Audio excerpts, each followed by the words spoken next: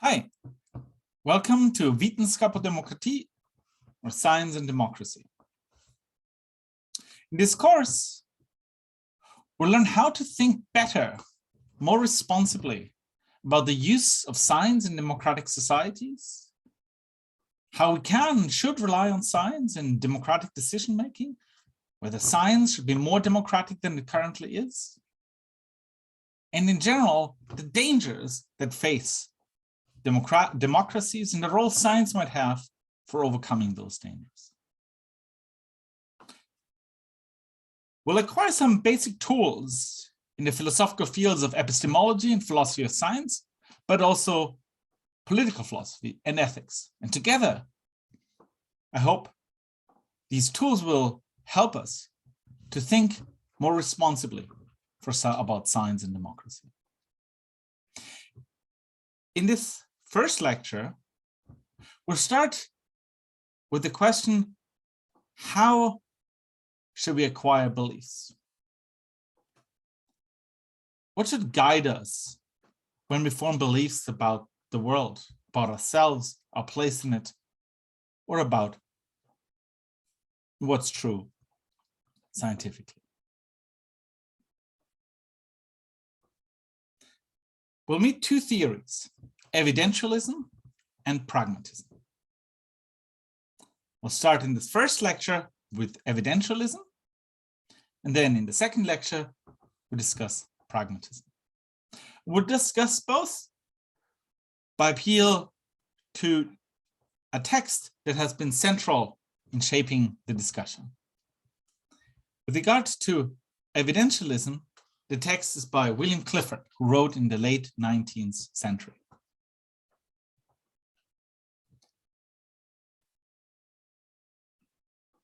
Clifford, in his text, starts with a story. It's a story of a ship owner. The ship owner has evidence that indicates that his ship is far from being in perfect condition. Before it leaves the port, he starts having doubts whether this ship is really seaworthy. It really has been quite old and had all kinds of problems. But then, before the ship leaves, he starts to regain confidence. After all, he thinks it is really important that those passengers get on the ship now and make it to the other side of the ocean. These passengers are in danger in this country. They need to come to the other side of the ocean to a safe haven there. With this in mind, he starts to convince himself that maybe the ship is safe after all. And now he believes the ship's safe enough. Yet, turns out that the ship sinks in the middle of the ocean and all passengers die. So question, should we blame this ship owner? Is he blameworthy for what he did?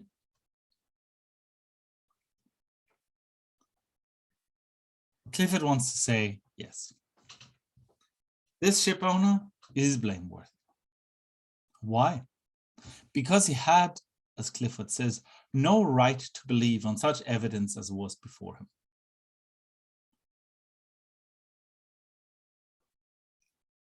The evidence indicated that the ship was not seaworthy. And yet, for this purely pragmatic reason that it would be a good thing for the passengers to arrive in the other country. And against the evidence, the ship owner decided to believe that the ship is seaworthy. So Clifford thinks that you're not blameless simply because you act on sincere beliefs. Insincerity may be a problem, but whether you're blameworthy is not just a matter of acting on the basis of what you do believe. It's a matter also of how you acquire the beliefs. We should acquire our beliefs based on evidence we have for them and not based on what we think will be a good thing. Now, of course, in this case, something bad did in fact happen. The ship did sink. The passengers did die. But Clifford thinks we would remain blameworthy. The ship owner would remain blameworthy, even in fact, nothing bad had happened. This is not just about being blameworthy for something bad that happened. It's being blameworthy for having acquired a belief in the wrong way. He shouldn't have believed that the ship was seaworthy based on the evidence available for him. So according to Clifford, we're responsible for our beliefs. Specifically, we should believe on the basis of evidence for our beliefs. This is not just a matter of the outcomes, not just a matter of our beliefs leading to bad things. We're responsible for those very beliefs themselves. Here's another example. Suppose someone is accused of a crime. In court, but the evidence is whimsy. There isn't a lot of evidence that that person in fact committed a crime. Now, suppose that those who accuse that person of the crime mean well. They're not evil characters. They do sincerely believe that the person has committed a crime. And they believe that the one who is in prison is a danger to society.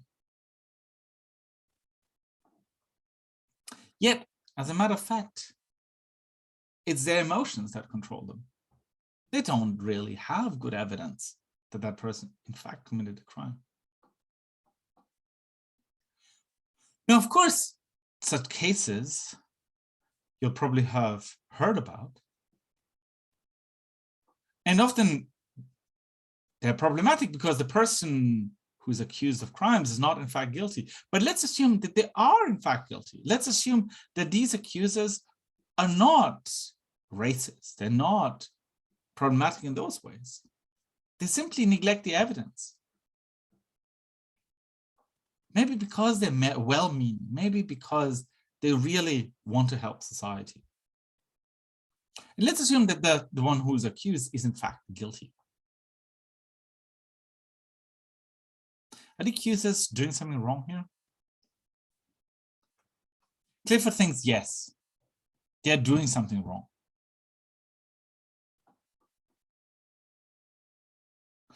They might be well-meaning, but they have no right to believe that the accused was guilty based on the evidence they had before them.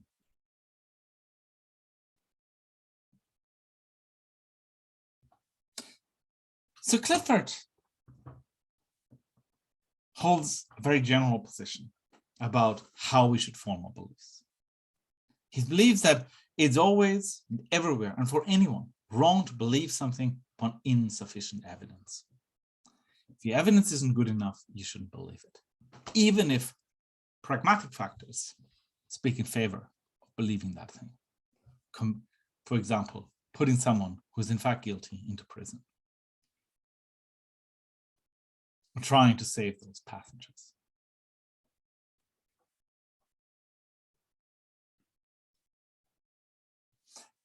Now, there's an objection to Clifford's idea that naturally arises. I think, look, it's not the belief that's wrong. There's nothing wrong about believing something. You can believe any way you like, but it's the actions that are influenced by that belief that's wrong. It's going to court that is wrong. You can believe that it's guilty, but it shouldn't go to court. The ship owner, it can believe that the ship is safe, but it shouldn't send it out into the ocean. So what does Clifford reply to this? The reply that's pretty plausible, one should say, is that one cannot completely separate the action from the belief on which it was based. What is a belief? Well, arguably, if you sincerely believe that the ship is seaworthy, and if you want to get the ship to the other ocean, then you are going to send the ship out. If you sincerely believe that the accused is guilty, and you want to bring a guilty person to prison, then you are going to accuse them in court. So Clifford's idea would be that we cannot separate beliefs from actions. Beliefs lead to actions and they must do so. That's part of what it means to sincerely believe something, that it's something that's going to influence your actions. So then we might put this in terms of an argument. An argument that has two premises. Yeah. And a conclusion. Premises, what supports the argument. Conclusion is what we get out of those premises. So the first premise is that all beliefs influence actions in one or other. Second, actions that are based on beliefs without sufficient evidence, they lead indirectly or indirectly to bad moral consequences. That's something that Clifford seems to think. It's going to be a danger to society, as he says in the text, if everyone believed things upon insufficient evidence. And so from that, we conclude that it's wrong, always and everywhere and for anyone, to believe anything upon insufficient evidence. One good thing about presenting an argument like this in this way is that now we can see, do these premises actually entail the conclusion? Does it really follow from the premises? Does the conclusion really follow from the premises? And also, are the premises really true? So we'll now look a little bit at whether these premises are true. I'll let you think about whether the conclusion really follows from the premises. That's another interesting question. Now, this argument, one should remark, is about consequences. It's, one might call it a consequentialist argument. Believing without good enough evidence leads to a danger to society, a bad consequence. That argument, that consequentialist argument for evidentialism, I think has a number of problems that really show that there's something deeply wrong with the argument. So let's look at these two premises. Second premise. The second premise being the one that suggests that beliefs that are not based on good evidence will lead to morally problematic consequences. Now, it seems that this really does not apply to many beliefs. Many beliefs, seems like, don't directly or indirectly lead to morally problematic consequences, even if you don't have any evidence for them. Suppose I believe that there are 300,115 blades of grass in the city park in my city. And suppose that's just guesswork. I haven't counted them. It's just like, I'm just guessing. So there's no evidence. But does that lead to bad moral consequences? You think that's unlikely. So maybe some beliefs are such that believing such things without good evidence leads to morally bad consequences. We saw two examples here.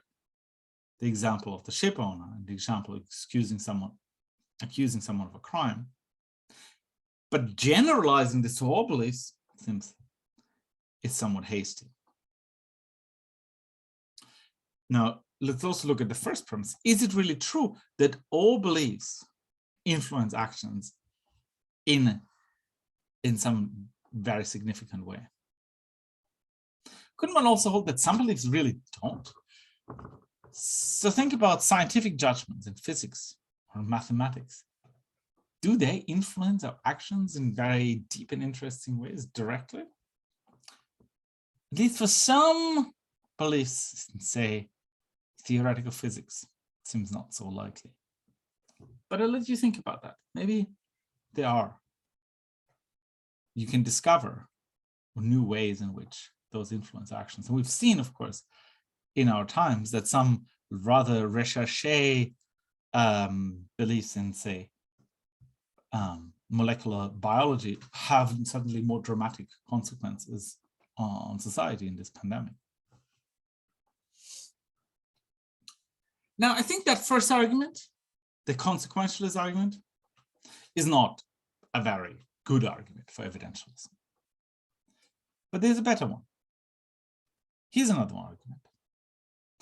I think one might argue that believing something on insufficient evidence is wrong in itself, and not just because it leads to bad consequences.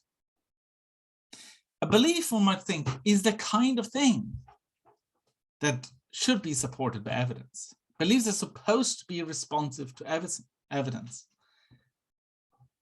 They're falling short of being good beliefs if they're not based on evidence. To illustrate this idea, consider the following comparison.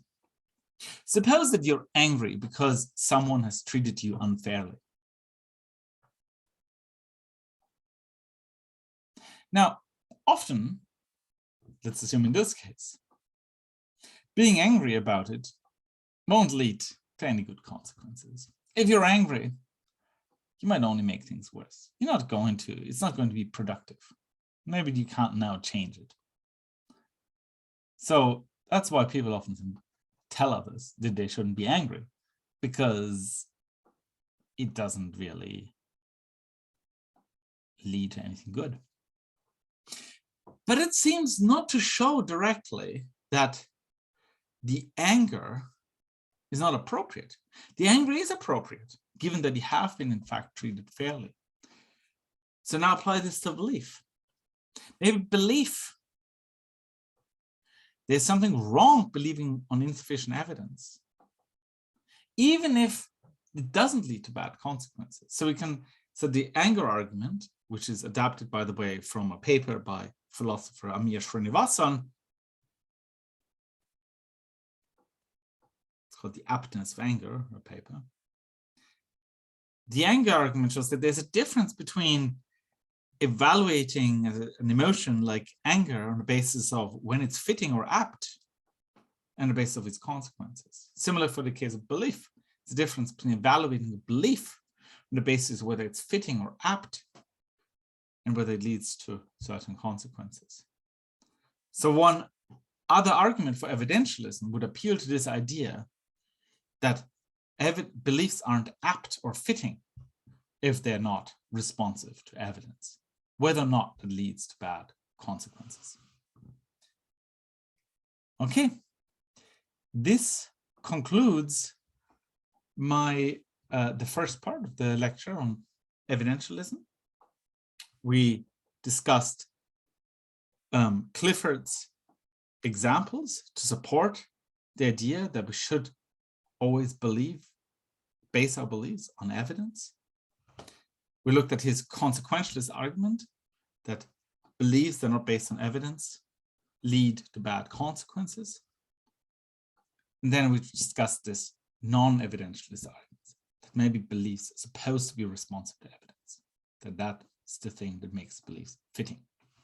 We'll get to pragmatism in the second part of the lecture. Thank you.